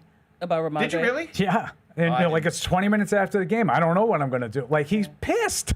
Yeah. They just dropped a game. Right. Like I don't blame him one bit. He should be pissed. You're asking me for answers. can't I don't even- have I them don't right have now. him. Right. Yeah. I can't carry it into the end zone Right. for him. He Right. dropped it twice. Right. Right. But he did the right coach thing of saying we need him and Oh, you know, yeah. keeping That's the why I morale don't up, think it which was is- testy. Yeah, I see- yeah. Come on. How can that not be testy? Like he's got to be pissed. And I think other coaches would have shown it in a different way than he showed It's it. 20 minutes after the game. I don't know what we're going to do. Right. Like, I don't know what else he could have said other than he's never going to play for me again. But now, if you're a player on that team, if you're a teammate of Ramondre and you're a player who is being coached by Mike Vrabel, what do you think about that answer? I think it's very honest. Yeah, I don't have any problem with that answer. Yeah. No, I agree. That's don't why have a- I I don't- asked. Like, if I'm a player, he's saying... This is the NFL. It's not like a high school kid. He needs us. Yes. He needs us. He just needs us to not screw up. Exactly. Yeah. Yeah. No, I have no problem with Yeah. that And answer. Vrabel's proven that he's a no nonsense coach. If he needs to call something out, Right. Oh, I'm it sure should he be will done. be Yeah. calling that Oh, out during the absolutely. week. So that was the Mike Vrabel portion of Yes, the post game. there's more. Now let's listen to the players where Ramondre Stevenson's not first, but where Ramondre Stevenson is asked about Mike Vrabel's comments. Oh. Okay. It hurts, you know. I think Except it's Drake May. it's one of those things that, just kept piling on, and I think big Morgan Moses brought the team together, brought the offense together, and went back and we scored. I hit Hunt, and then we got the ball back tied, and it costed us. So it hurts. I think it hurts. I think something to learn from. It was a long season. The defense played their butts off. And the guys in the locker room are playing hard. They're fighting hard. So, it's tough and it stings. And, just knowing we hurt ourselves, and that's what costed us. Coach Vrabel was in there talking like, we need you. Those are his words. How do you feel about that? I mean, I appreciate it, but I got to hold on the ball to have value and, put value on this team. So if I can't have the ball, they don't need me. He's one of our best players. I think there's nothing that I think he can do that would change my view of him as a player, as a teammate. He does everything the right way. He knows just as much as we know. Ball security. It's the number one thing as a running back, and he's had a great season and a great last week, and that's this league. 1 week you're heck of a game, and he's on the right track this game, and that happens. So I think he knows just as much as anybody else. So just pump him up, be there for him, and we know we need him throughout the season. I know it sounds cliche. I know it's not what you want to hear, but this is a long season, and continual improvement's the only thing that's going to get us to where we want to be. Appreciate Stevenson didn't flinch at the question, and I had to write it down. I have to hold on to the ball to add value to this team. The accountability is there. Face And the music. Face the music. Face the music. It can't change the results of the game, but you can stand behind what you did. And when Drake was talking, I wrote down, he said it hurts. Yeah. And I'm thinking to myself, good. Yeah. Feel that pain. Remember that pain. Next week. Don't let it happen again. Like, remember how much that hurts. I need you as my life coach. It's a good that you feel pain. Yes. I want you to feel pain. I like the quote of just saying, if I don't hold on the ball, they don't need me. They don't need me. That's the harsh truth. I have no value. That's the best quote. That's the best quote I've heard out of that locker room in 5 years. Honest. Yeah. So maybe Vrabel's trickling down to the players. Yeah. Well, we've had this issue with Ramondre before, and he wasn't able to really get it right last year. He's going to have to fix it at some point, or they're just going to realize we can't count on him. Clearly, Vrabel's going to lean into him, and he's going to be here for this year. But if he doesn't get back on track, it's a real question. So think about it. We had another coach whose remedy might have been, you're just not playing. Absolutely. Now this coach is saying, we need you. We need you. That's why you need to get better. Not because you're not going to play. You need to get better because we need you. So it's kind of a little bit of reverse motivation here. I think, if I'm reading it right. You have no choice but to get better. Where how long can they put up with, like, it's got to at some point you got to stop. Yeah. Right? Yeah. And so they're probably getting a little closer to that point. But I think to your point, Mike's trying to show him some love, and maybe a little confidence boost. But that's a short rope, I would think, based on what happened last year and what's going on after today. Yeah, that's why I would go to Gibson next week. He did show him that today, and he fumbled it again. Yeah. He showed him love, and he showed them I know, he showed and him then Gibson confidence. fumbled. No, I understand I know, that. it was a hard hit. But I'm not saying even that. Like, Gibson doesn't have the same track record. Right. And, Gibson lost one. He was involved in some of the fumbles last year, too. I'm not absolving him, but you got to do something. I mean, today it was Henderson. He went to Henderson, and then the production disappeared. Yeah. So I don't envy Mike. And I understand. Michael Hasty. It's in Miami. Oh, he's gone now? Who's on our practice squad? Terrell Jennings might still be on the he might still be on the Come on practice down. squad. Can you hold on to the ball? He's smaller than Hendo. No, Terrell Jennings? Yeah, isn't he smaller? He's a bigger He's guy. kind of thick. Really? I don't know what the answer is. You asked that, like we had talked about it on the top of the show. I personally would go to the whole week and I would say, we're going to make a change. We're going to flop your roles, and Gibson's going to be the lead guy.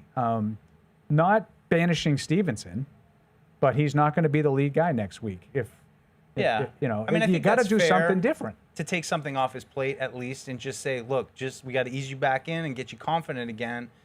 But I 100% agree. They need this guy. If they're I'll gonna tell be you, good. He's one of the talented guys. Mike sounded most. I mean, I read into stuff, as you guys know. When he was talking about all the turnovers, he's talking about the decisions. And that's who? That's Drake May. Absolutely. He's talking about the quarterbacks. no doubt. The quarterback's fumble. No doubt. Right. Is a decision. I know you don't think of a fumble as being a decision. That was a decision. Yes. And what else did he say? He goes, you got to live for another play. You got to know when to pull it back. And that's the other thing.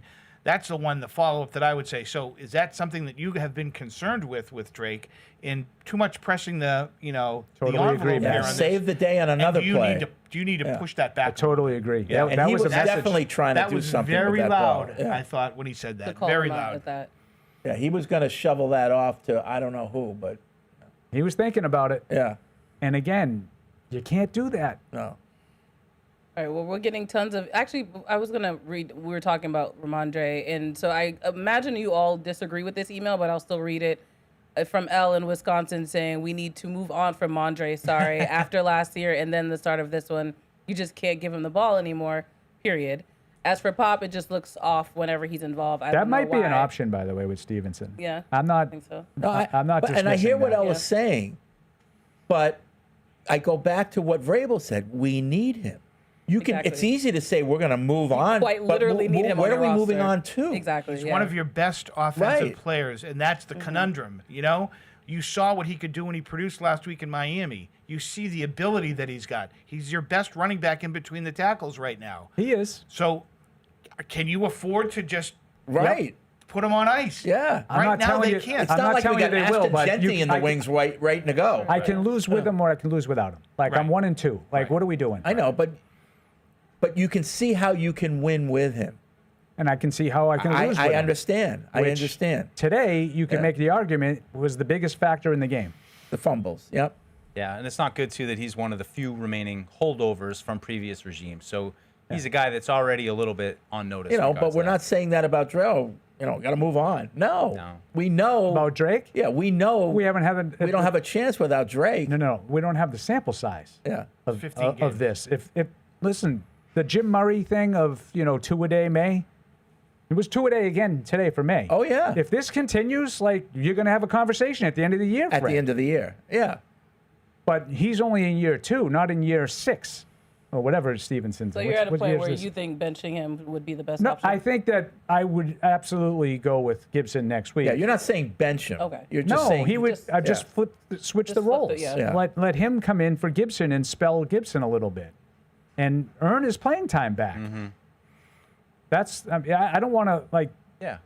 The whole we need him. I mean, they need all these guys, but like you can't put the team in peril, and he consistently has done that over the last 2 years. Is this a mental issue, I think physical absolutely. issue, or both? I think it's a technique too.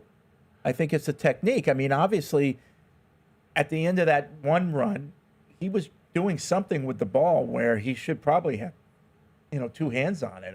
I don't know, but You think he changed his technique? I don't know. Like all of a sudden, his arm came out for no reason and exposed the ball. You can't do that. I just wonder what haven't they said to him yet? I mean, he had 7 fumbles last year. Right. Like they've read him every technique, Like, what do every you fix, change? every practice. How many thing. fumbles did he have last year? 7 lost. He's got 7 9. lost. To your point, Paul, just because you get it back doesn't mean you didn't fumble. That's and I right. don't know if that was the case last year, but he lost.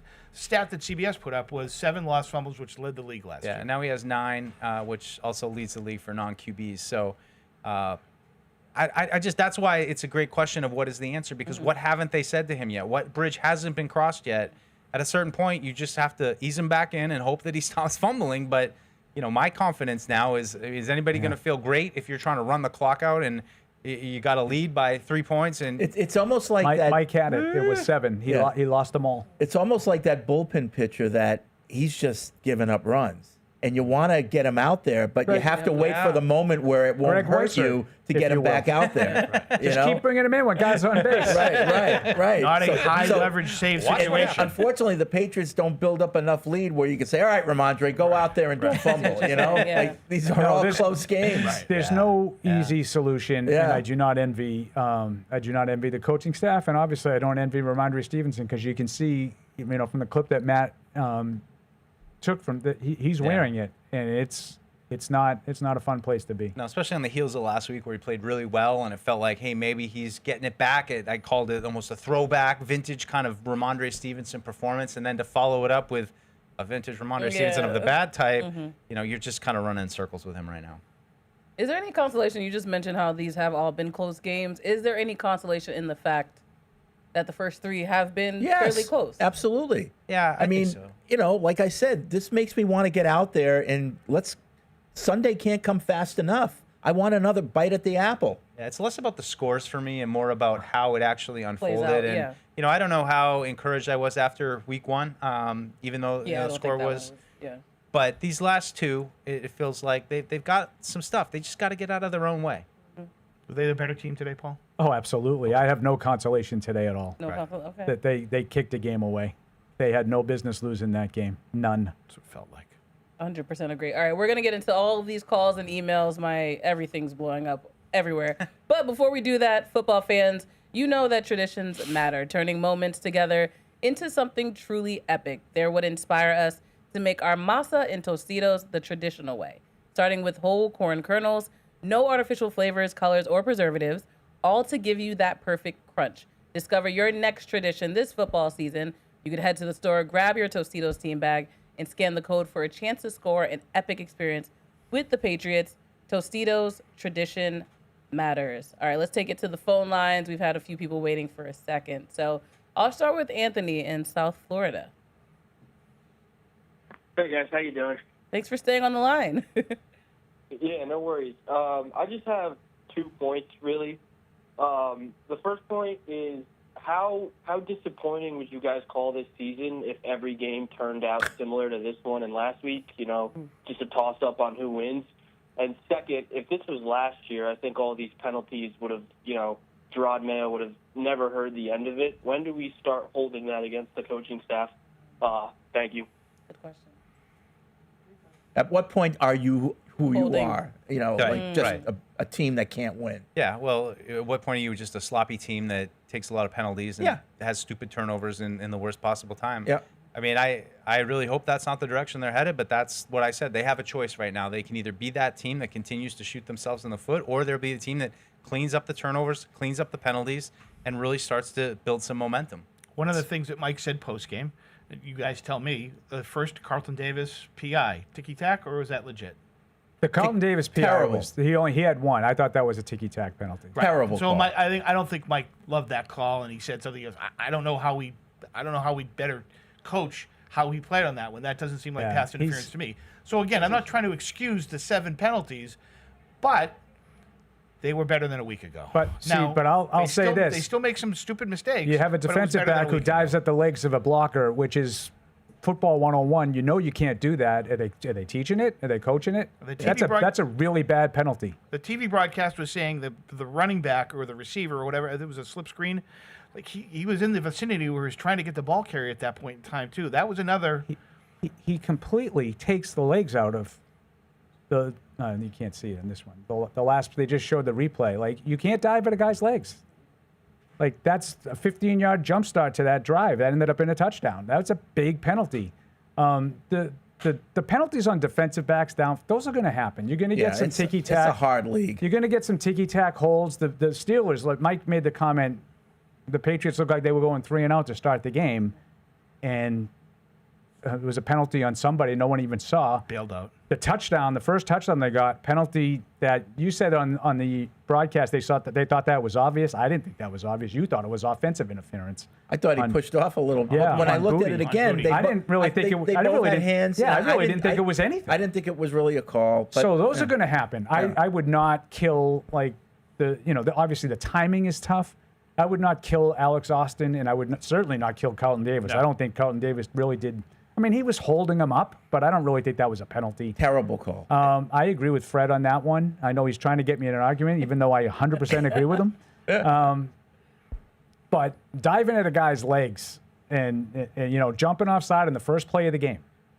First play of the game. Chasen jumps offside. I was just here's your jumping at the legs, Paul. Just help me. Is he not? He doesn't try to take. He just dives right at 88's legs. Like I don't know what you're expecting there. Yeah, I don't think you can't do that. He's not going. He's not going for the ball carrier. He's going for 88. He's trying to take the blocker out. I thought he was. And I don't care if he's trying to. He doesn't get him. He gets 88. I think he was trying to slide under to get to the ball carrier. He was trying to. Right. He's trying to. And you can't do that, Fred. Okay. I don't think it was as blatant as maybe you. You can't blow up blockers like that I don't think anymore. that's what he meant to do. Correct. I think that's exactly what he meant. He was trying to create a pile. No, I think it turned out that that's what he did, and you got to call for it. But can he ask about intent? Maybe yeah, will that help switch I don't think it was malicious. No, I'm sure the refs will take that. I don't think intent matters. Yeah, it does. He's trying to create a pile, but I don't think that matters. But I'm far more disappointed with his play on the game-losing touchdown. Just get torched. Yep. Torched. Saw it coming. All right, let's take it to Boston Cream. Hi, Boston Cream. Hey, I got another addition for the good list. I'm going to put Drake May's leadership. He saw Ramondre fumble twice. He saw Gibson fumble once, and he's not going to leave any man behind, so he fumbled as well. Good shout out, Boston Cream. That's just poor to me. Oh, come on. I don't like that at all. Good one. I gotta pick up my guys. I did one too, you guys. It's no big deal. I don't think that's funny at all. I don't think it's funny at all. All right, let's hear from Mike in Greensboro, North Carolina. By the way, Chase on like 3 offsides penalties. Like, can we just play line the game, up? Mike? Can we just line up on the right and side 10. of the We field? got to get after him here. Let's go. Vrabel heard of like, there's lines on the field for a reason. All right, Mike in North Carolina, you're up. Hey guys. Hi. I was just thinking about this game and like the start to this year. And it makes me think back to when we were dissecting the end of last season and we were talking about how many one-score games we had and flashes of good moments. And I think it was Paul that brought up, that's what bad teams do. They don't get blown out every week. They find ways to lose games. And it feels like that's kind of what we do. It felt like our win against the Dolphins was them losing the game. It just kind of feels like Groundhog's Day, like for the last 5 seasons. Just curious what you guys think about that, and if you're looking, I don't know, what you're optimistic about moving forward with so many bad football moments. I'll take it off there, guys. I gotta be honest. This feels different to me. I mean, I know they're losing, but there feels like there's some signs of life here, and they haven't strung it all together yet. But those last 2 years. You knew Drake was waiting in the wings last year. You didn't know what he was going to be. But even before that, you felt like you were always going to be a little bit handicapped offensively with the quarterbacks that they were trying to make work here. So I don't feel that way. I think this is going to be a process for this team. They got to learn how to win, and they got to learn how to get out of their own way. But this feels different, in my view. This team needs to learn how to win. Yeah. It's not. There's no carryover on this. This team needs to learn how to win. I don't know if I would go as far as you guys. I would say this. Today, the defense took a step forward from what we've seen the first 2 weeks. So the whole, we got to be able to take advantage of bad football. Well, that was bad offense that Pittsburgh put out there, and they made it look that way for the vast majority of the last 3 quarters. So that gives me some hope. The question was, what do you have to be optimistic about going forward? Well, they're going to play some teams that are offensively challenged. Cleveland, Tennessee. Next week. Don't say Carolina. They scored 30 today. Yeah, it was pick six and a bunch of field goals. Right. I wonder how offensively. So I think that they might be able to put themselves in a position where they can contain some of these teams. But I don't see, offensively, you're turning the ball over a lot. You're committing a lot of penalties, and you're not really scoring a lot of points. Would you say that was a step back since you said the defense took a step forward? Or No, I think that's what we've seen from the offense. Yeah. But don't you feel a little different than last year's offense? No. I do. I don't. I do. I don't. I see a tooth pull every single drive. It's 3 yards, 4 yards. To me, yards. Fourth down, we can get it. We can get it on fourth down. We got it. Right. We got it. That's what I see. There was a couple times. I don't think last year they were getting it. I don't really see much of a difference. They scored 14 points and 360, 370 yards. They went for every fourth down. That's why they didn't punt. Well, they went for every fourth down because they were all fourth and short. Did they punt once? I think they punted once. I don't think so. Yeah, once. I think second possession. I think they punted once. Yeah, doesn't that tell you something? It tells me they scored 14 points, Fred. But you watched the game. You watched the game. I thought they should have won the game.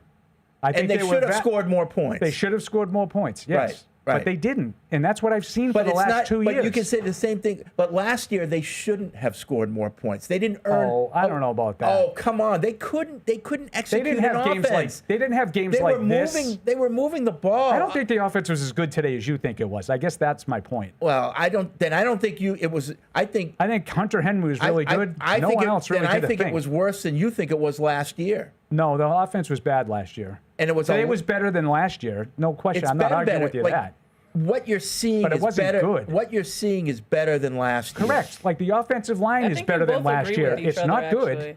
It's better than last year. Everything needs to get better. Yeah. 5 sacks. And 3 yards a carry, which is more alarming to me because everybody told me Pittsburgh couldn't stop the run. And you couldn't run it. Hey, Paul, just real quick. Marty Mapu got 7 snaps. Only 7. I know, that's what I thought too. And that's why I quantified it. I said anecdotally in my mind, it seemed like he was out there more. No, exactly the same as last week, 7 snaps. That cracked me up. Sorry. No, Fred, it's better.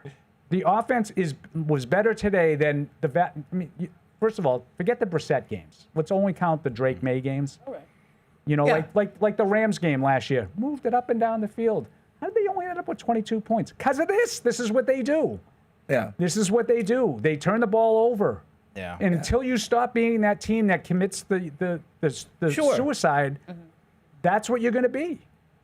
Yeah, but it's better than last year. I'm not arguing with you on that. I have more hope in the offensive line. I have more hope in the receiving core. I don't have any more hope on the receiving core. No? Well, I do. I do have hope on the offensive line. You have 2 rookies playing the left side. They should get better. Today wasn't a great day for them. Wait, why no hope with the receiving core? Because they don't have good receivers. So you just want them to run it much as... No, today they could only move the ball when they threw it to Hunter Henry generally. Yeah.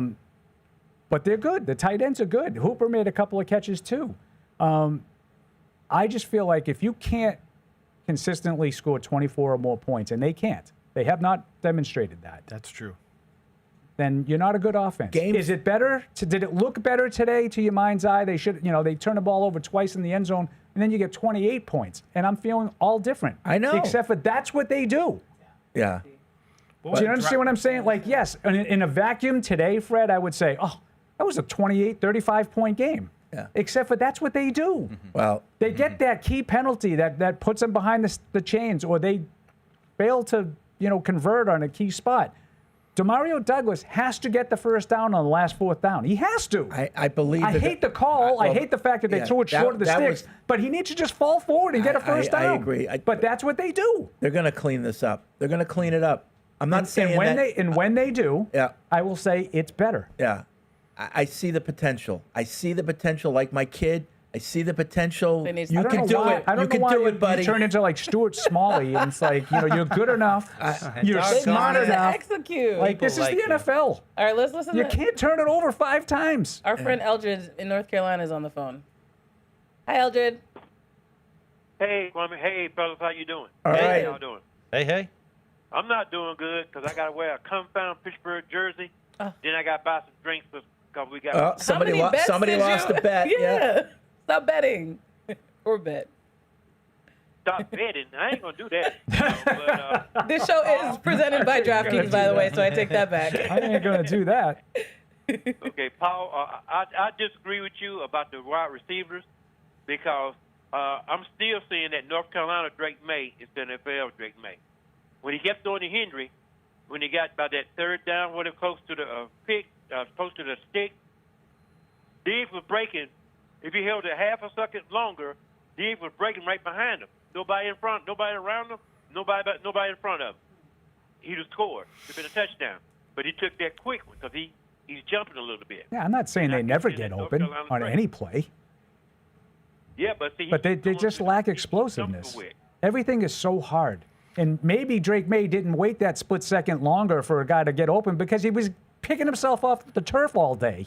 Mike, what were some of the lengths of drives? Not that time. 18 plays. 15 plays was their longest drive. 15 plays, 88 yards. And then they had a 92-yard drive. No, 17. Their 1794 was the longest 1794. one. They had a 1794. They had No a points. 1583 that did end in a touchdown. They had 2 drives of 8:45. Those 1588 for a touchdown. The lack of explosiveness. A 961. I mean, it's definitely, Paul's definitely right. But, I mean, in their defense, I think they put some sustained drives together. And, yeah, it was tooth and nail. I agree. But last year, this is what they that do. didn't happen. Right. They sustain offense and find a way not to score as many points as you would think. And today in a vacuum, Yeah, but I last agree year, for the most part, they did not sustain offense. But I can tell you games that they did. You're just ignoring them. Like that Rams game is an example of it. One game. Yep. But what I'm saying is, yes, if I just took today in a vacuum and I said, well, that was an outlier. The mistakes were an outlier. I would say, yes, that was much better offense. I've seen this. They find ways to not score as many points as you think they should have. They do. I just didn't. They also had to go for a 4th down from their own 15. They should have punted on that possession, too. We're only in week 3, but I didn't get the feeling last year that they didn't score as many points as they should have. See, I think in the Drake Maye part of the season, for the most part, there were games like that. I just didn't think he had the support. I didn't think he had the time to execute an offense. Well, that's why they didn't score as many points. Today, it was because they just kept dropping the ball. Different reason, but the same result. But I think, they didn't drop the ball. They fumbled. Fumble, yeah. They fumbled 4 times. Right. I'm talking about receiver. Other than and if the Steelers didn't drop the ball, they would have turned it over 8 times. Yeah. I feel better about what I'm seeing offensive-wise. I do. I would say in a vacuum today, I would agree with you. Because, Fred, they're close, or closer at least. Yeah. Right?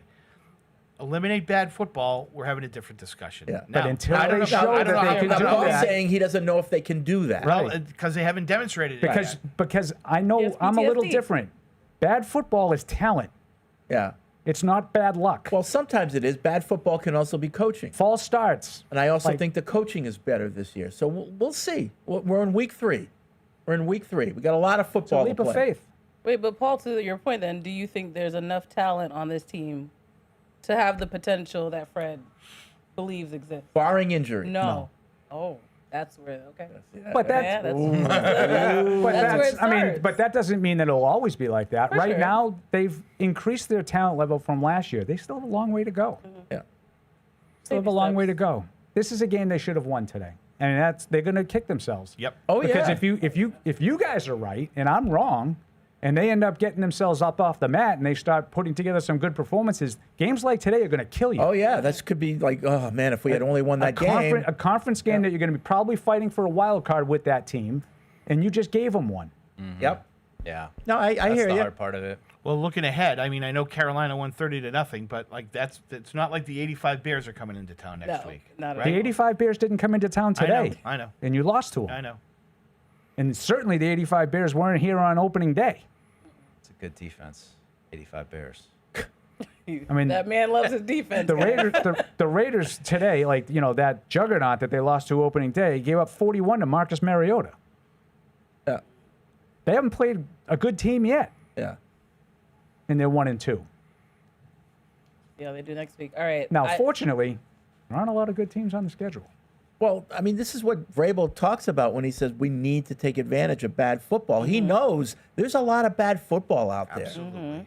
Unfortunately, we're one of the teams doing it right now. Well, today is the poster child. Leading the train. Yeah. Today was the poster child. We're in front of the parade. Let's go. But he knows the teams that play the least bad football are the ones that will win. And it all goes back to that taking advantage of bad football. And when you're last week they did. Today they were created the bad contributing it. football. Yeah. Yep. Exactly.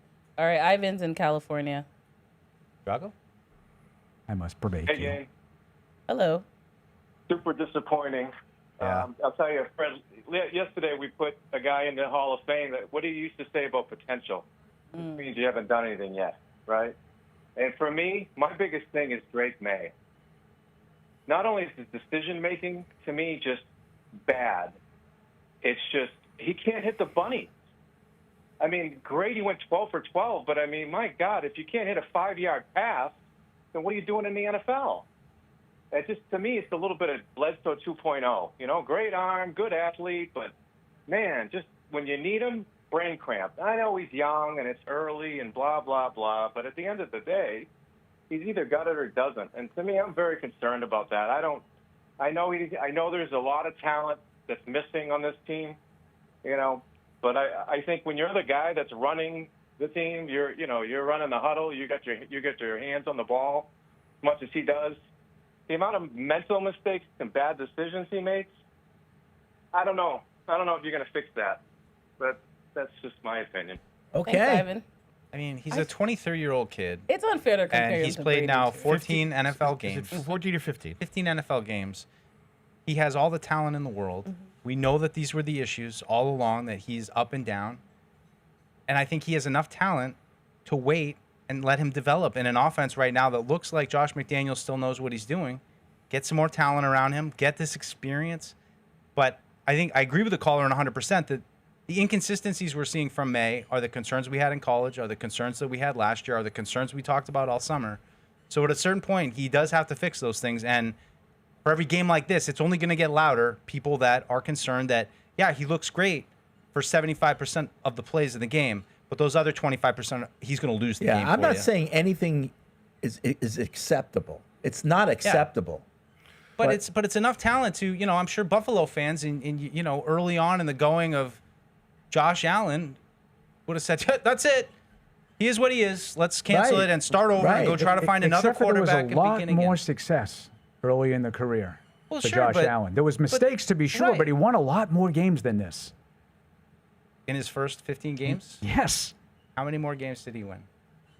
I mean, Hold, is that please. just, you know, it's like, I mean. Hold, please. Well, This is it's in my not- this it's is in not- my Drake's wheelhouse. only- technically, Drake has only won 2 games. Right. So the interception and the fumble were the plays that everybody's going to talk about. But we just showed when Ivan was on that call, you know, the little roll, and he's got pop in the flat, and he skips the ball to him. Those are the ones, like, I know that he's not turning the ball And the over one there. at the end of the game. Right. Yeah. But That he those, did the same thing on. those are the ones that's got to drive a staff crazy. Like we've been talking about, he hit the bunnies in Miami for the most part. You know, he had the ones the easy throws.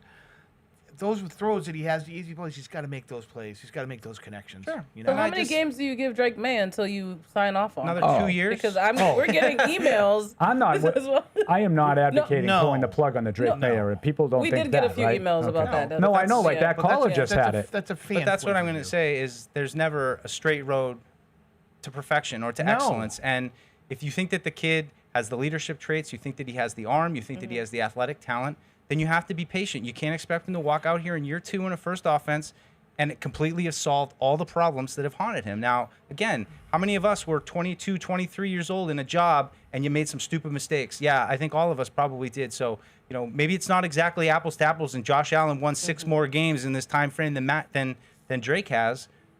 But I'm just saying we need to be patient with this kid because it's a long way to go. Yeah. He's not the only piece holding you back right now. And Mike's and getting a little testy, and I like that. Right. But I want to go back to something See, that I like Fred it said. too. That's Right. why I want to argue with it. Here's the one thing that I like that Fred said. And when he listened to Drake Maye, and what was the first thing he said out of his mouth? Yeah. This hurts. Yeah. I look at that as growth. Yes. I look at that as growth. 100%. It should hurt. Right. And also the first thing a caller is saying, and I Mike goes, understand that "Yeah." Tom Brady is, a historical quarterback, but to even compare or mention in the same sentence, to your point, it's just not a fair look second year in the league. This is this is technically his first year as a full-time quarterback. So we need to give him. So Josh Allen's first year as a full-time quarterback, he went 5-7. Okay. And then he went 10-6 in year 2. Right. But we haven't seen Drake and he May largely had a lot of the same kind of things that we're talking about. Mike's right about that. Mm-hmm. The mistakes, but I think Bills fans looked at it and said, we're winning with all these mistakes. Imagine what he's going to be like when he cleans some of this up. But last year was such a train wreck offensively. Everything. And so it's like almost not even fair to count that against him. Right. Well, that's what's frustrating is, Evan's showing us the dots, and I forget which play it was, but he's like, and there's Matt Collins open for a touchdown. You're seeing guys getting schemed open. I mean, some of these got-to-have-it plays. That impresses me with Drake, with Josh's playbook, that he knows what to call. They're able to go for these high-pressure plays and make them. That's a positive sign for me, but I would just generally preach patience with this kid because I think he's got all the things in the world. We're just trying to find consistency with him, and it might take a couple years. It might not be, the Josh Allen thing and maybe he won't be as good as Josh Allen, but I think that he is going to be a good player in this league. But you can't run him out of town because, 15 games in, he's still making some of the mistakes. So I'm largely with Mike on the whole Drake May experience in general. I really am. I'm not anywhere close to being, saying that, I think it's time to pull the plug and move. No, I'm not anywhere close.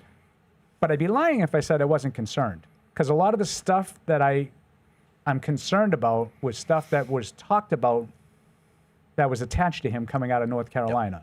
Doesn't win as much as his talent would suggest. It's easy for him to say. Well, as we see, North Carolina's a tough place to win. Yeah. Central. Yeah. When you get that kind of coaching, look out below. Yeah. Well, then that's imagine getting blistered by UCF. Right. Oh.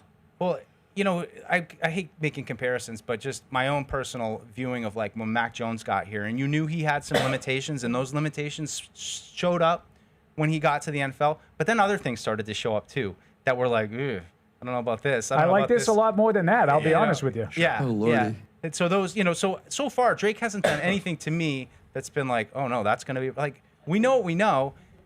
And so far, there are times today where I'm like, this kid's dealing like he looks comfortable, especially more last week. But, you got to ride the wave a little bit right now with how it's going. But if he can just get some confidence, I think that's the thing. And that's what I was hopeful coming off of last week's win, that he would build off of that. And look, it's never a straight arrow up. I always say it's like a breakup. You have good days, Paul, after you break up with your girlfriend back in the day. You got good days, you got bad days, but slowly but surely it gets better. I promise it gets better. So hopefully that's the same thing that Drake will have. But I think Paul's totally right, though. The fact that you're highlighting the same kind of issues, and now people are saying, that's all. Concern. I mean, I think we're allowed to, and I know some of the callers have, sound like they're a little bit more down on him than I am, but I'm not telling them that they're like finding flaws that aren't there.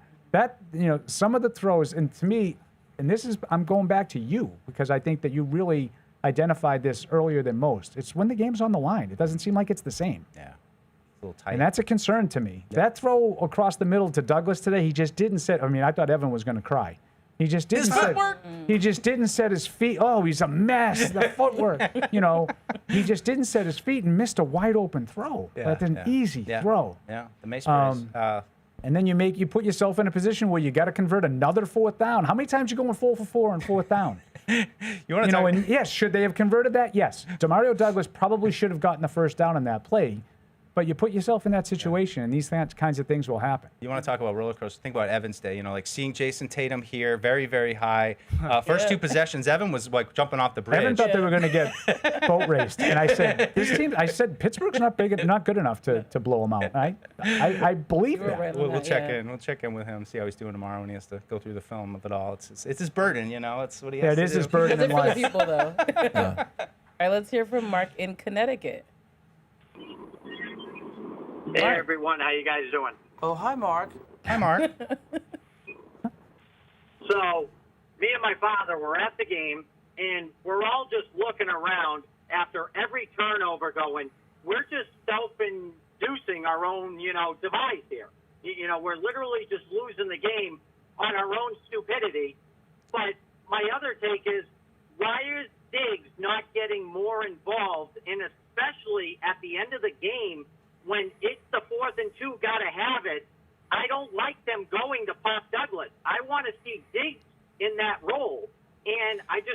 fair second guess. Enough of it, because every time he gets the ball, he's catching the ball, and it's a good thing. But they're just not using him enough, I feel like. And I wanted to get you guys' take. It's a good.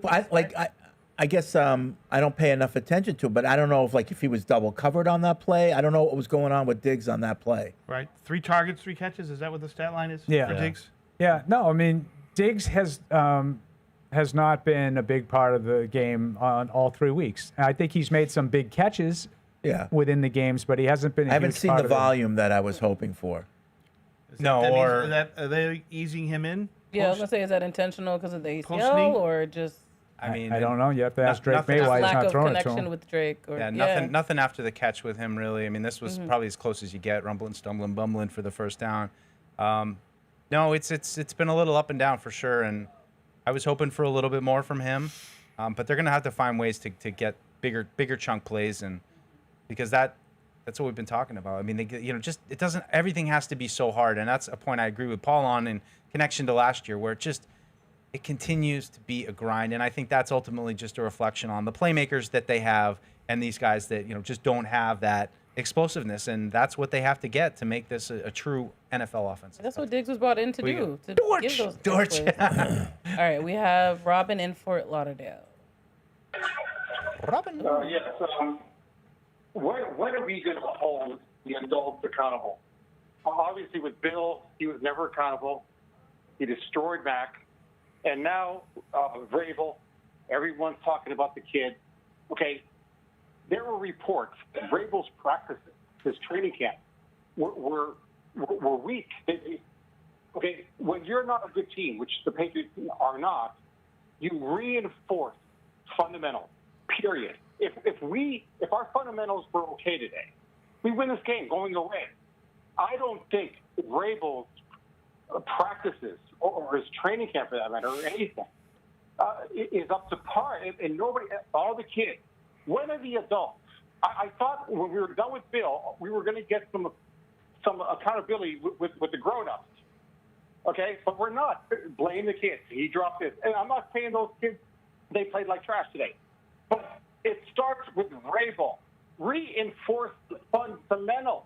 And we win this game going away, period. What makes you think that they don't reinforce fundamentals? Paul, did you see the game today? Yes, I watched the game today, but you're suggesting that the coach is responsible for it. Like he's going out there and telling them to fumble. Like I got to be honest with you, they didn't turn the ball over in training camp. Matter of fact, Drake Maye went long stretches of training camp without throwing any interceptions. I'm not talking about Drake Maye. I'm talking about the running back. I'm talking about their. They went long stretches without fumbling. They fumbled, to my mind's eye, once in training camp. I don't know where your reports are coming from, but I was there every day. You didn't read them in my reports. Yeah, so Thanks, Robin. Reports that they had a soft training camp. I didn't see that, but. Now, I actually tried to look it up. I mean, they're not two-a-days like they were talking about with Bill Parcells. I'm not telling yesterday, you hard, soft, or indifferent. I'm not. That's not what I'm talking about. Well, I'm talking about this notion that they don't reinforce the fundamentals. It's all Mike Vrabel talks about is taking advantage of bad football and putting the 3 buckets. It's the good, the bad, and the crap that'll get you beat. He focuses on that constantly. Like, I'm not telling you Mike Vrabel is the second coming to Tom Landry, but to suggest that he doesn't care about fundamentals, I mean, I don't know who wrote that, but I don't it certainly didn't come from I'd like to know Patriots.com. what report Mike, he's you writing referring that? to. No. I think I know where it came sure, from. Mike? No, I know where it came from. Okay. Do you? I think Bedard reported that he thought it was a very soft practice. Oh, I'm not talking about a soft camp. You could make an argument that they had a soft camp. You can absolutely make that I don't know argument. where the fundamentals. I'm talking about not caring about penalties, turnovers. Where is the right? So the there's a evidence difference that between Mike how Vrabel doesn't physical care the about camp that? was and how much attention they paid to stressing the fundamentals. Like they're kind of separate. Like if you want to say they were soft in camp because they had X amount of days not in pads or a day off here or whatever, I didn't really see any real difference. The only thing I would say is the outlier for me between Belichick, Mayo, and this year was Mayo was on the field for longer than either Bill or Mike, and I think they did nothing the vast majority of the time they were on the field. It just took forever to get practice started. And that's why, just in terms of pure time elapsed, they were on the field longer. I don't think they did anything anymore. they used to go to the hill all the time and run, and Mike chooses to run on the field from the goal line. Does that make it softer? Again, you can make that argument, but I want to know where you saw these quotes that the fundamentals aren't being stressed. What NFL coach says, if we turn it over, we're good enough. We'll overcome it. He talks about the 3 win rate factors, right? He talked about that last week. Effort and passion. Turnovers. Effort and finish. Turnovers. Quarterback rating. And rush differential. Yep. Those are the 3 factors he has in win rate. Turnovers, one of them. Yep. You were -4 today. You lost a game that you outgained the other team 369 to 203. You should have won this game going away today by 2 scores. Easy. Yep. All right, You have only yourselves to blame. Yep. Looking ahead, we have a few seconds left in the show. Carolina, I know you're excited for them to just get back on the field. What are 10-second takeaways for each of you as they approach week 4? Same message, clean up the mistakes and see where you're at. And hopefully Drake can continue to just get more comfortable, and that will then breed confidence and finish for him. And that's, I think, what it takes. But you got to start with the turnovers. Just stop turning the ball over. That's step 1. Yep. Yeah, I don't really think you need to get anything too deep here. I think so, you're probably, at worst, on par with the Carolina Panthers. You don't have to worry about being out-talented next week. Mm-hmm. But if you want to do this and make life difficult on yourself, it's not going to work. It's not going to work next week either. I saw that Michael Penix threw 2 picks today for Atlanta. My guess is that had something to do with them taking a 30-point L. Yep. Yeah, I mean, the margin is too small in that league. You know, that's why I always bristle at the whole one score. Almost all of them are one score. Yeah, a lot of them are. The majority of games end 8 points or less. No, I would go back to where I started. I'm going to look at Ramondre and say, we need you, but we don't need you to do what you did today. We need you to do what you did 2 weeks ago. And that's how he was the best player on the field against Miami, and he probably that's how cost you can help us today. win games. And then I turn to the rest of the team. And by the way, it's not just him. Right. It's all of you. Right. You know, we are. I believe we're better than what we showed today. Right. Young team. There's gonna be some ups and downs. They've got to eliminate the mistakes and improve. Yep. And that improvement needs to come incrementally every single week. Nailed it on the head. Sorry, Jackson and Rhino, we see your call, but we don't have any more time in this show. But before we go, Pats fans, game day is here. It's still here. So stock up now. Grab a refreshing Pepsi Zero Sugar 12-pack right now because tailgating deserves Pepsi. And also, finally, a word from one of our other friends. Nothing says football season like firing up the grill in the backyard and having a cookout. And the best cookouts have the best-looking lawns. The lawns that are cut with Aaron's mower. Aaron's, the official lawnmower of the New England Patriots, is proud to help Patriots fans get back to football. You can visit them at www.arians.com to find your Aaron's. Sorry, Aaron's. Apologies about that. All that being said, thank you, Fred, Deuce, Paul, Matt. I'm Kwani Lunis. Thank you all for watching the Patriots Postgame show presented by DraftKings. Tough loss this week, but we're hoping to bounce back next week. We'll be right here on Patriots.com. Thank you. Hey, this is Evan. Thanks for tuning into the show. If you really want to help us, make sure to like us on Apple Podcasts, Spotify, or wherever you get your podcasts. Also, make sure to follow on the New England Patriots YouTube channel to see this show and everything else we do here at the Patriots. Thanks a lot.